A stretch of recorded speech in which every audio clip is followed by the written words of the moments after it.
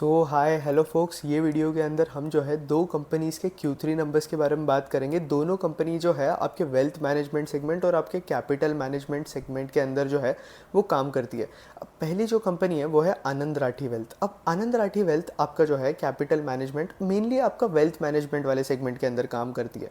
जो बड़े बड़े HNIs होते हैं पूरे कंट्री के अंदर, अल्ट्रा HNIs होते हैं, जिनकी HNIs अगर आप देखोगे तो जिनकी नेटवर्थ ओवर 5 करोड़ 10 करोड़ के ऊपर होती है, और अल्ट्रा HNI अगर आप देखोगे तो उनकी नेटवर्थ जो है 50 करोड़ के ऊपर होती है। तो इन HNIs और अल्ट्रा HNIs की वेल्थ जो है आनंद राठी जैसी जो कंपनीज़ है वो मैनेज करती है। और इसके साथ साथ अगर आप हमारी कंट्री के अंदर देखोगे तो अल्ट्रा HNI और HNI का नंबर जो है वो कॉन्स्टेंटली इंक्रीज़ होते जा रहा है। इसके साथ साथ ये इनकी सारी इन्वेस्टमेंट्स मैनेज करती है, और उसके साथ ये इनका जो म्यूचुअल फ़ंड वाला जो सेगमेंट है वो भी मैनेज करती है कि कौन से म्यूचुअल फ़ंड के थ्रू उन्हें जो है वो इन्वेस्ट करना चाहिए। यूजुअली ये डायरेक्ट प्लान नहीं बताती है, ऑब्वियसली जो ग्रोथ वाले प्लान होते हैं वही जो है इन्हें बताती है इनके क्लाइंट्स को। तो इनके पास अच्छे खासे क्लाइंट जो है वो अवेलेबल है, और इनके नंबर ऑफ़ क्लाइंट्स अगर आप देखोगे तो कॉन्स्टेंटली इंक्रीज़ होते जा रहे हैं। इनके अगर आप क्लाइंट फैमिलीज़ देखोगे तो वो 9600 से लेके 11400 के आसपास जा चुकी है।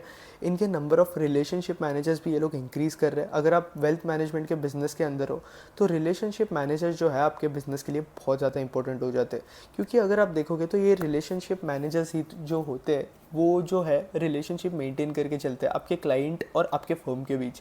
क्योंकि अगर आप देखोगे तो कोई भी अल्ट्रा HNI क्लाइंट होगा और वो अल्ट्रा HNI क्लाइंट को जो है एक रिलेशनशिप मैनेजर समझो उसके फंड्स वगैरह मैनेज कर रहा होगा। कल को जो है अगर आप देखोगे तो वो रिलेशनशिप मैनेजर जो है वो छोड़कर चल जाता है, तो यूजुअली अगर आप देखते हो तो HNI और अल्ट्रा HNI क्लाइंट्स भी जो है उनके साथ होते हैं वो छोड़ देते हैं, क्योंकि क्लाइंट्स का जो है रिलेशनशिप मैनेजर के साथ अच्छा खासा रिलेशनशिप जो है वो बिल्ड हो जाता है।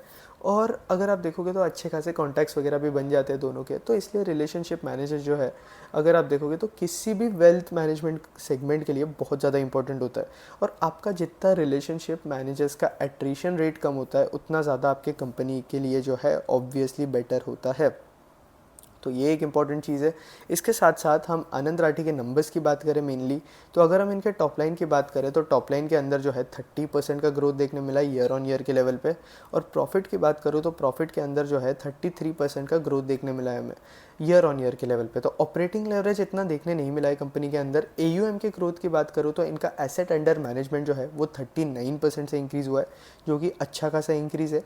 और 9 मंथ्स पे भी अगर आप देखोगे तो नंबर जो है बेसिक लेवल पे सेम है। इसके साथ साथ कंपनी ने जो है अपना बोनस शेयर 1:1 के रेशियो पे जो है वो भी अनाउंस कर दिया है।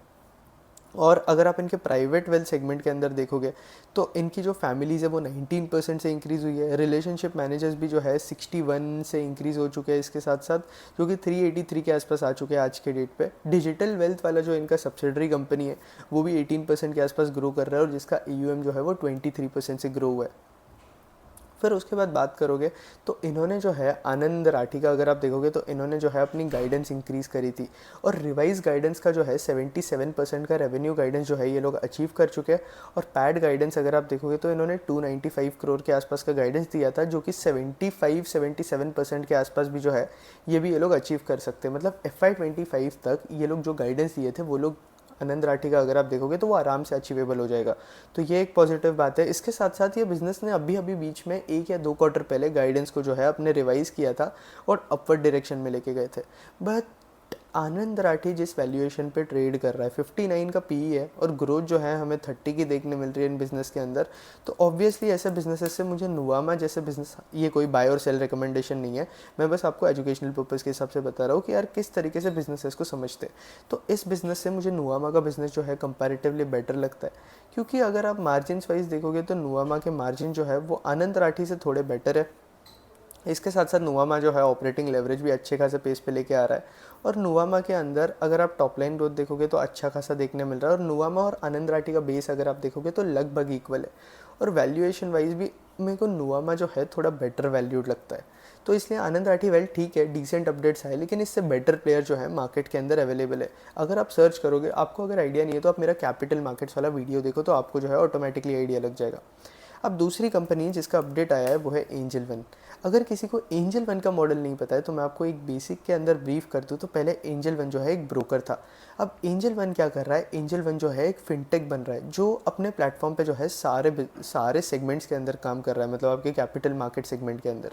ये लोग जो है आपके एसेट मैनेजमेंट के अंदर भी जा रहे हैं, वेल्थ मैनेजमेंट के अंदर भी जा रहे हैं। इसके साथ साथ ये लोग जो है मतलब जहाँ से इनके रेवेन्यूज़ आते हैं वो भी इंक्रीज़ कर रहे हैं, क्योंकि ये म्यूचुअल फंड के अंदर भी जा रहे हैं, इसके साथ साथ फिक्स्ड इनकम प्रोडक्ट्स के अंदर भी जा रहे हैं और इंश्योरेंस वगैरह भी प्रोवाइड कर रहे हैं। अब फिक्स्ड इनकम डिस्ट्रीब्यूशन के अंदर ये लोग क्या करते हैं कि बैंक्स वगैरह के साथ इन्होंने टाई अप करके रखे, और ये लोग क्या करते हैं कि अगर आप एंजल वन के प्लेटफॉर्म पे जाओगे तो आपको कोई बैंक अकाउंट की भी ज़रूरत नहीं है, और आराम से आप जो है आपका एफडी अकाउंट ओपन कर सकते हो।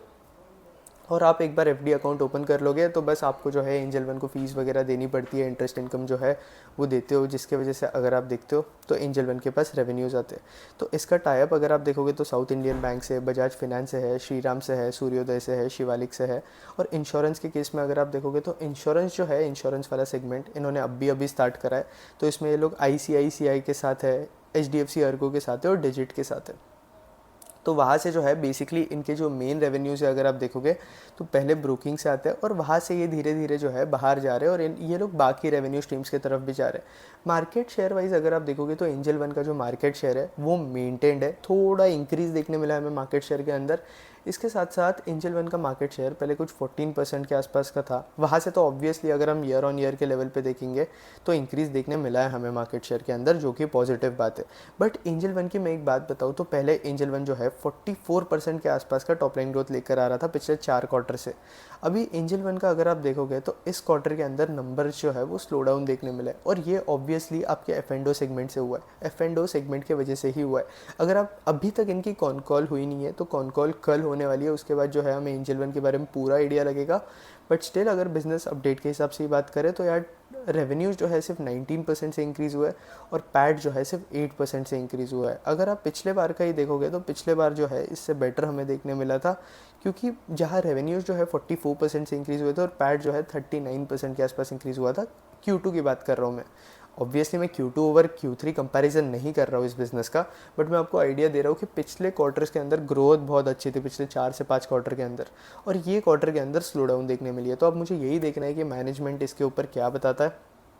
और अगर आप ब्रोकिंग वाइज इनके रेवेन्यूज़ देखोगे तो अगर आप इनके ब्रोकिंग के रेवेन्यूज़ देखोगे तो मैक्सिमम जो है ब्रोकिंग से ही आ रहे हैं, इंटरेस्ट से उसके बाद आ रहे हैं, और फिर उसके बाद अदर वाले सेगमेंट से आ रहे हैं। तो अगर मैं बात करूँ तो Q3 FY24 और Q3 FY25 कंपेयर करूँ तो आपके 67% जो है पहले ब्रोकिंग से आ रहे थे, अभी Q3 के अंदर 25 के अंदर आपके जो है 65% आपके ब्रोकिंग से आ रहे हैं। तो आप देख सकते हो कि ये कंपनी जो है ब्रोकिंग के थ्रू जो इनके रेवेन्यूज़ आते थे वो धीरे धीरे रिड्यूस करते जा रही है। फिर उसके बाद अगर आप इंटरेस्ट देखोगे तो इंटरेस्ट जो है 28% के आसपास जा चुका है इंटरेस्ट इनकम, जहाँ से इन्हें अच्छी खासी रेवेन्यूज़ देखने मिल रही है। और डिपॉजिटरी से भी इनके जो है वो कुछ 4% ऑफ रेवेन्यूज़ आ रहे हैं, और डिस्ट्रीब्यूशन से 2% ऑफ रेवेन्यूज़ आ रहे हैं। ऐसे अगर मैं बेसिकली आपको एंजल वन का अपडेट के बारे में बेसिक लेवल पे बताऊँ तो यार मुझे जो है इनका अपडेट पसंद नहीं आया। हालांकि इन्होंने मार्केट शेयर इंक्रीज़ किया है, ठीक है, अच्छी बात है।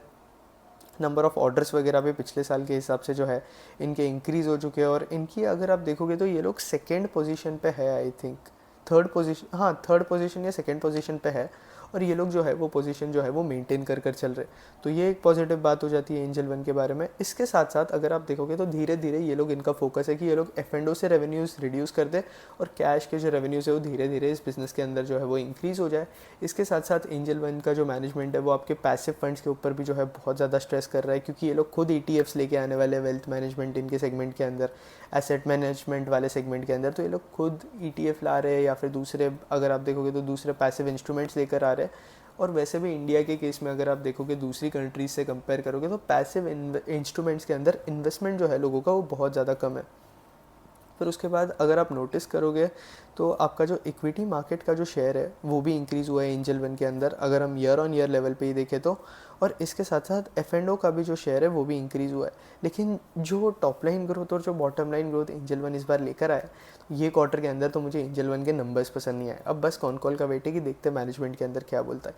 ये जो थे दोनों कंपनीज़ के बिजनेस अपडेट से, आनंद राठी का बिजनेस अपडेट सरप्राइजिंगली अच्छा लगा, और एंजल वन का अपडेट जो है मुझे ये इस तरीके का बेकार अपडेट जो है एक्सपेक्टेड भी नहीं था।